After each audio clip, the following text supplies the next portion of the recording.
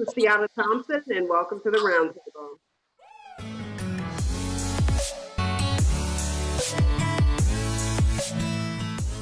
How you doing, Ms. Perelman? Hi, how are you? Thank you for having me on. Oh, I'm doing great. So you're running for office. How's that been going for you? How's the road been treating you? I have found it to be really, it's been an honor and a privilege, actually. It's been a lot of work, but my campaign started treating this as a service campaign maybe about 10 months ago. And once I realized that we were actually getting volunteers and people were starting to really sign up, I started just really encouraging this to be a service campaign. So we were doing everything from mobile school pantry, veterans nursing home, park cleanups. Basically, the whole premise of our campaign is that congressional representation is a term of service and not a career. Wait, did she just say there's no term limits in Congress? Uh-oh, time to do a little research.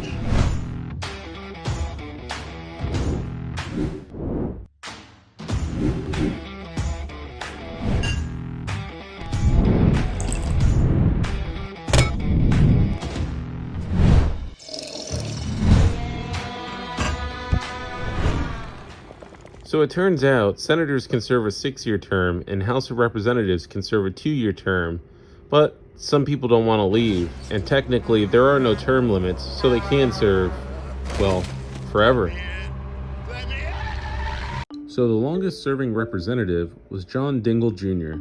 He served for 59 years, from 1955 until 2015. That's actually longer than one of the longest reigning kings in modern history, King Carl, who's been king of Sweden for 47 years. But wait, it gets crazier. I'm freaking out, man. Everybody, get your DeLorean, because we're going back to the future. When this baby hits 88 miles per hour, you're gonna see some serious shit. To the past. To the future past thing. Whatever. From 1933 to 1955, John Dingell Sr., the father of John Dingell Jr., served in the House of Representatives. In 1941, Dingell Sr. suggested to President Roosevelt that 10,000 Japanese and Hawaiian Americans be placed in what would later be called an internment camp. Internment camp? I think I've heard that before. Oh yeah, like Nazis and Germans and Hitler and all that terrible stuff. Oof. So let me get this straight. Dingell Sr., the founder of an internment camp in America, his son was the longest standing state representative, and he was there all the way until 2015.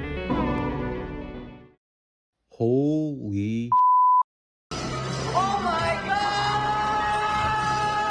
No wonder there's a problem with the system. I see what she's saying. Congressional representation is a term of service and not a career. And so, really that's been the premise of this from the beginning, is showing this district what congressional representation is supposed to look like. It's not the House of Leaders, it's a House of Representatives. Those are our employees. And for the most part, they're insubordinate. Present Congresswoman included. And the issue really comes down to when you look at what most people want, right? 72% of people want Medicare for all. Most people, by far, want legalization of marijuana. There are things that most people want, but they're not happening. And that to me indicates a very kind of broken republic, if you will. Like, so we're not seeing our representatives act out what we want. So we can try to figure out why that is. Is it because they take special interest money? Is it because they just don't believe in those things? It doesn't really matter. So what we're trying to do with our campaign is bring back this concept of representing what people actually want and be accountable to those people and not to special interests. So that's really the gist of our campaign. I was asked to do this. This is not a career ambition for me at all. I am an attorney. But I am also a wannabe artist, and in my dream life, I'm living in the mountains in Asheville with chickens and an artist co-op, and having a bee apiary on my property. So, this for me is really about getting the corporate money out. What we have been doing is not working. It's just not working. And all the platitude sandwiches in the world that she can give you are not going to fix the problems that we have. So, Ms. Perelman, yeah. it's right now you've entered the field at a very controversial time. A lot of people would say it's akin to the civil rights era in the 40s and 50s with all the things that are happening to minorities, especially African Americans at this point. What do you plan on doing to address some of the racial oppression or discrimination that's happening here in America? So let me start by saying that while this is very trending right now based on we're post George Floyd, and there's definitely a rise in awareness, and I'm very happy that that is happening. This has been something that I have been talking about, criminal justice reform, since 1998. So, you know, the whole concept of incarceration is an extension of slavery. I've been talking about that since I was in law school. So I always talk about it like this. The police brutality is literally the tip of the iceberg, right? It's what you see above the water. Everything underneath that is just as rotten and needs to be dealt with. So I'm glad people are aware. I'm glad that more people are paying attention. For a lot of us, I kind of feel like welcome to the party. And so, you know, I personally, in terms of what's being put forth right now, I support the campaign Zero Policing reforms. I believe there's 8 categories. And broken windows policing, citizen oversight, cameras, body cameras. It's a whole list of things that are very practical, could be implemented right now, type of thing. So I support that. Ms. Perelman, yeah. So I appreciate you giving us some insight on that. So as far as the body cameras go, in Broward County, the sheriff's office already has a requirement for almost, I would say about 75% of the departments have body cameras on them already. So that's not necessarily a battle here in, you know, Broward County, where the battlegrounds lie with qualified immunity right now. Now, there's a large push to have that removed or amended because that enables officers to commit police brutality or violate people's rights and not be held accountable. Do you support the removal of qualified immunity, or at the very least the amendment of qualified immunity? I completely support getting rid of qualified immunity. I've never supported it. I think that we have that because of the power of our police packs and police unions. I think that the entire structure is built upon the power of the police unions, and that we need somebody who is willing to stand up to them and doesn't take their money. And that's a huge part of this. But yeah, I actually think that what we should have is some form of, even when there is civil liability, I think that money should never come out of taxpayer dollars. That should come out of their pensions. So, you know, I kind of think we need to even go further than ending qualified immunity. That's interesting. That's very interesting that you say that it should come out of their pensions. I've spoken to quite a few politicians. I've never heard any of them mention it coming out of their pension. That's interesting. I'll have to do some homework into that. Session is in about 60 days in Florida, so we're going to be going to Tallahassee, and that's right after you potentially get elected. If that does happen, and I wish you luck, if that does happen, will you be with me and other individuals who are going up to Tallahassee to try to make this push for changing qualified immunity? Because we will be going into 60 days of session with a bill to have that amended for Broward County. As long as someone else is driving, I'd be very happy to go with you to Tallahassee. I have no problem being as loud as I can. And I want to be very clear, like, I am not delusional about the amount of progressives that are already in Congress, and that me being elected does not mean that all of these things happen. We don't automatically get Medicare for all, living wage. We're not going to, it doesn't just happen because there's a handful more of us, right? But what this is, and what I have loved about this campaign, is the platform. This whole, the entire purpose of this, even if you can't do much on policy until you have more numbers, why are these people not using their platforms to get more people? Why are they not standing with you? Why are they not marching with unions? Why are they not doing these things to get more people to get those numbers? So, you know, I hate to talk as much about, oh, I love this policy and that policy, because in reality, there's just not enough of us right now. There's just not yet. There's a lot of feeling. There's a lot of feeling by politicians and activists like myself, because I'm a civil rights activist. There's a feeling that people, once they're in the Congress, whether they're Republican or Democrat, they tend to neglect changes on the state level and focus more on the federal level. Do you plan on addressing changes on the state level in the state of Florida? even more than that, I am even much more on a local level. This, to me, the point of this is to serve District 23. So I have no problem lending my voice, lending my platform to get all the support that different organizations like you need to get statewide mobility. I think that's part of it, because that's serving this community, is encouraging this community to be speaking out at a state level. But I am very, very hands-on locally. We've been doing this as service. I love that I've been able to build so many coalitions and connections from having feet in different worlds. You know, I come from definitely more of a position of privilege, for sure. And I serve in areas that are more vulnerable and not privileged. And I love that I have brought so many people over from my one world into the other world. And it's really, that is what has been the coolest thing about this whole process, quite honestly. So I am very local active in terms of helping people here. So yeah, I take the, I mean, yeah, that's what I'm saying about policy-wise on a federal level. That's not where our power is right now. It just isn't. Our power is using our voices to get people on the local level, and in your case, the state level, to activate. So I understand that completely. But let me jump here. Say you win, we're now January, you're getting sworn in. What is the first thing you're doing? What's the first step? What are you proposing first? I'm signing on to Medicare for All. That is my first and foremost priority. That will have the single greatest impact on everybody's lives. And clearly I won't be the last. There's going to have to be more people signing on. But that is actually one example of really decent pending legislation that is sitting there because too many of our representatives are on corporate payrolls to sign off on things.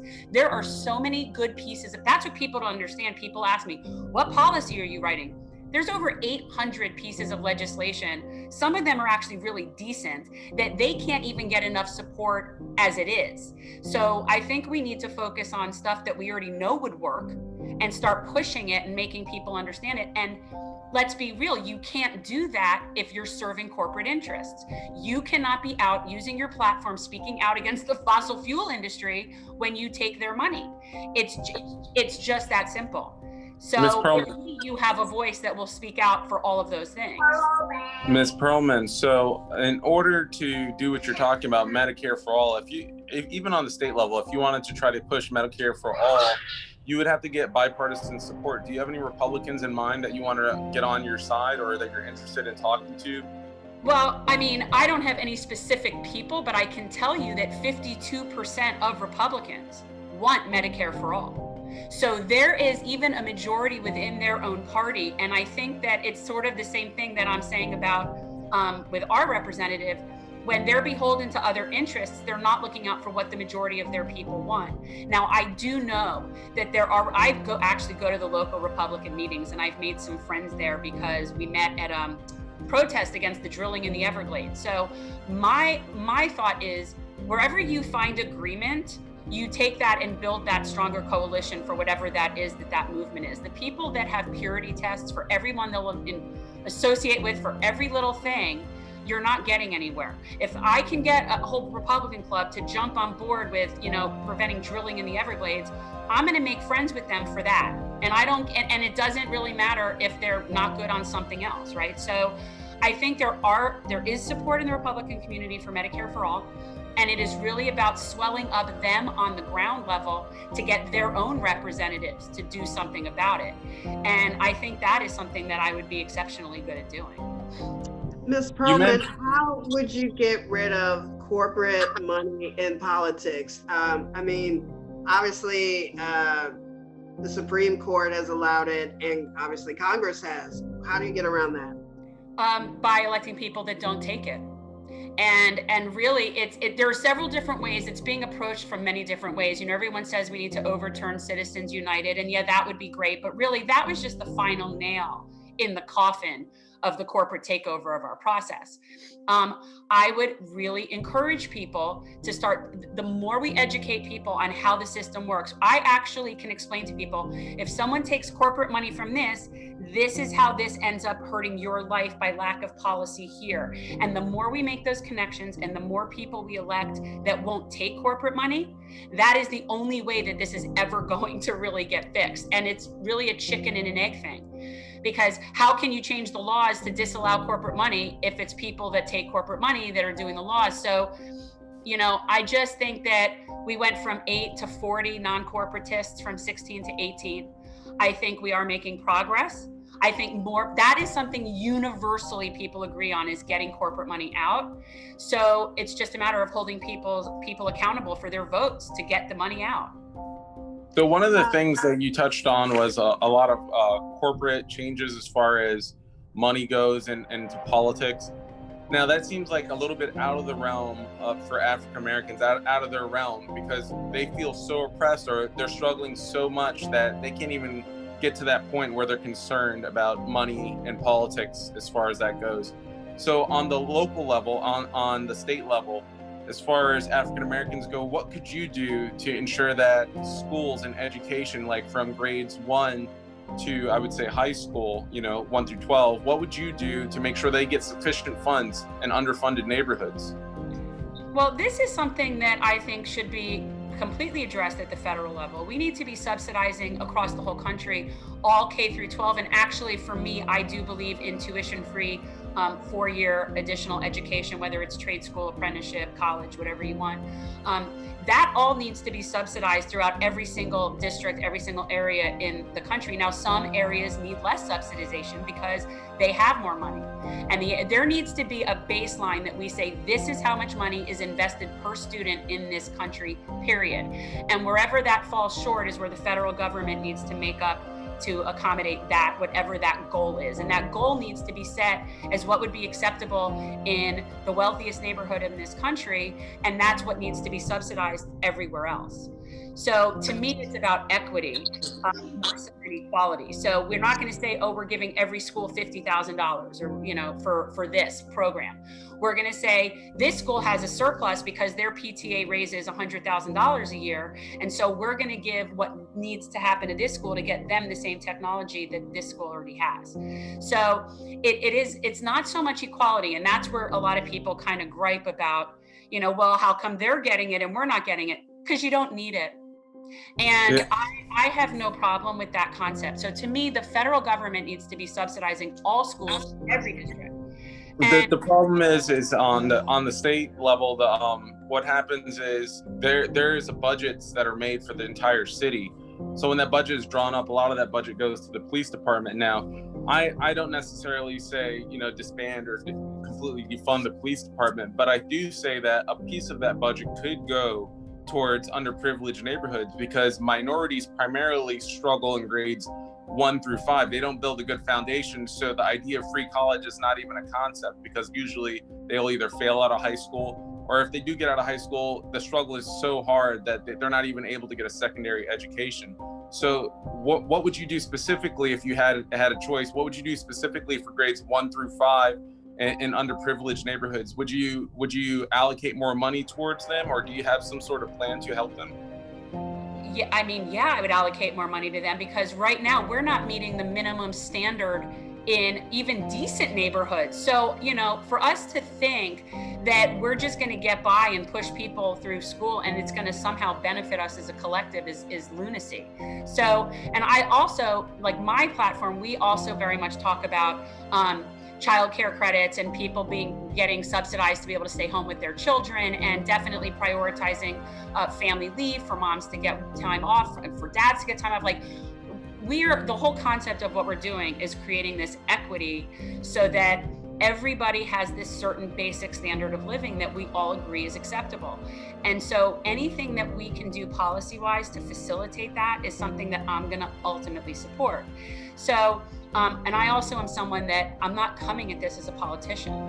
I'm coming at this as just really a regular person and a mom who doesn't need the job and doesn't need the money. And so what I'm about is talking to as many experts and people as we can and coming up with the best solution. And I don't care whose team it's on. So, I really do like the idea of looking in each individual. We need to do an audit, essentially. I mean, we need to do like a national education audit, just like we do with anything. But yeah, the schools that are the most disserved need to be the most served. Like that to me, it's triage. We're in a triage situation. Ms. Perelman, would you agree or even go as far as to say it's time to defund the military and bring our soldiers home? Oh yeah, I said that 20 years ago. I let me preface this by, I was raised by some serious anti-Vietnam War hippies. And my first protest was at the 72 Republican Convention in Miami Beach when my parents were there at a protest rally. So I've been arguing against militarization and imperialism my entire life. So to me, the fact that our current representative, by the way, and I really do not like to make this about slamming her, but I don't know what people follow in terms of policy. These are just facts. She was now just one of the people that refused to allow the Pentagon budget to be cut by 10%. She was also one of 30 Democrats that just agreed to give an additional $50 billion to Trump's Department of Homeland Security. So when I see those things, and you're asking me about cutting, I'd be happy if we'd stop giving them more money at this point. So personally, I would cut our military by at least half. All of that money, if it isn't even money, it's not even money, it's all theoretical. It's money in the air. It's the industrial complex profiteers, right? It's not like there's a chunk of money sitting there and then we can just give it to the schools. I mean, that doesn't work like that. But no, it's absurd. Like 7 out of 10 of my tax dollars pays for the military. Yeah, no. So yeah, I am for all of that. So I got a question for you in relating to racial biases. Now, in Broward County, 70% of the jail system is filled with incarcerated Black males. So that is the disparity there. What do you think it's a two-pronged question. What do you think is the primary cause for mass incarceration for African Americans? Or why do you think that is, that it's 70% African American? I believe that the biggest motive and reason for mass incarceration is profit. And whether it's police profit or literally profit for corrections, all the contractors, the industries, the people that feed at that sort of corrections industrial complex, which is what it's become. And I think that in this country, Black and brown people are the more vulnerable people. Those are the people that don't have generational wealth. Those are the people that don't have the support network, that don't have the access to education, that don't have those things. So that's the easy prey. Okay. And then you take with that and you add a generally white supremacist policing system on top of it. So now you're attracting a certain mentality of people to work in that industry. But I really think, to me, one of the two big things. One, there cannot be a profit motive in any policing. That goes back to dealing with our police unions and all sorts of stuff like that. There cannot be any profit motive in incarceration. That needs to be completely abolished. So that would be the first two things. We need to decriminalize marijuana. We need to release, expunge, and commute everybody who is currently incarcerated for nonviolent drug offenses. And I think that when we start to do that and take the profit motive out, I think that it will naturally start to thin a little bit, and we'll start to actually see a difference. Right now, there is too much money in it for them to stop incarcerating bodies, and Black and brown bodies are the easiest ones for them to incarcerate. So my next part of my question for you is, what would make what you're going to do any different than your competition, Ms. Schultz, as far as mass incarceration? Because you said earlier that your first priority is Medicare for all, but for African Americans and minorities, their first priority is to stop being disproportionately killed by police officers, and mass incarceration, to end mass incarceration, because a lot of mothers, fathers, and stuff are in jail. What is going to make you different from Ms. Schultz as far as addressing that need? to fix that? Right. Well, I am, first of all, I'm a strong proponent for legalization of cannabis. I am a strong proponent of treating drug offenses like health issues and not criminal issues. I do not believe in policing neighborhoods. I think that policing should occur after crimes and solving the crimes that already exist. So, like for me, I mean, the term defund the police, I knew it wouldn't go over well with my peers for sure. I was not happy to see that term, but I would rather us be spending our money on closing the open cases and solving the open rape kits and doing all of that. There are so many crimes that we have less than a 20% solve rate. Why aren't they? Let's pay them for solving crimes instead of arresting bodies. What if maybe you get like a sticker or a gold star every time you solve a case instead of, you know, something for arresting a new person? So this has to do with incentivization. And you do that by funding. When you tell a police department that, let's say you hire someone off of our National Registry of Officers that have been accused of human rights violations or criminal violations against people, and you choose to hire someone that's in that database, well, you're not going to be getting federal funding anymore. So what the power of the federal government is really to control by money. That's what you do. And most of these municipalities rely heavily on federal funding and grants and all sorts of things that help them get all their militarized weapons and toys that they like to have. And so there is control over how you can distribute that. But when I said Medicare for all, it was more thinking that you were talking about like day one in the Capitol in a federal position. Like to me, that was sort of my federal legislation that needs to be signed. And I support abolishing for-profit prisons. Now, my counterpart takes money from that industry. My counterpart takes the second highest amount of money from police PACs next to Steny Hoyer of the Democrats. So the odds of her ever standing up to a police union, I don't care what she says, is slim to none.